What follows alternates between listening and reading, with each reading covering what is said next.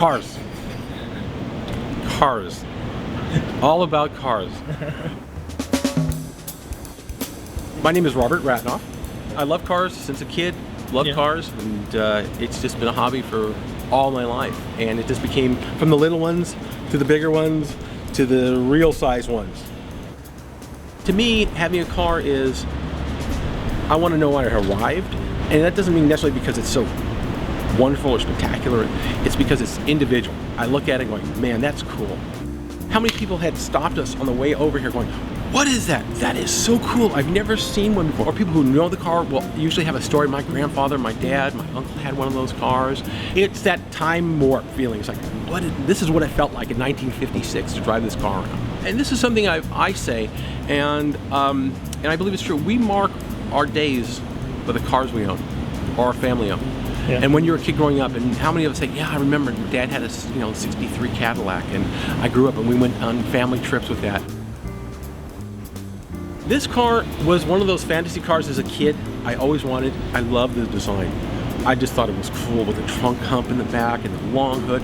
There was nothing out there that looked like this car. Nothing out there that looked like this car in that day and age. There was nothing that looked like this car up until probably 1970 that was even close to looking as sleek. I mean, this was like an American-built custom car. This car here is a 1956 Lincoln Continental Mark II. It was one of the most expensive American cars you could buy at the time. It was over $10,000, and they were very limited on who they would give the car to. And unless you were a captain of industry or a known celebrity, you had a very difficult time acquiring one of the cars. This car was originally built for Elizabeth Taylor. It was special ordered to match her eyes. And a lot of the cars were built for specific people. And you could have ordered a car, you could order in the car whatever you wanted. If you wanted green and yellow interior, you wanted pink polka dots, if you wanted whatever, they would have built it. And after owning one, I appreciate it and respect it more because they really did a really good job engineering the car. It's such a nice piece of work to drive around, it really is.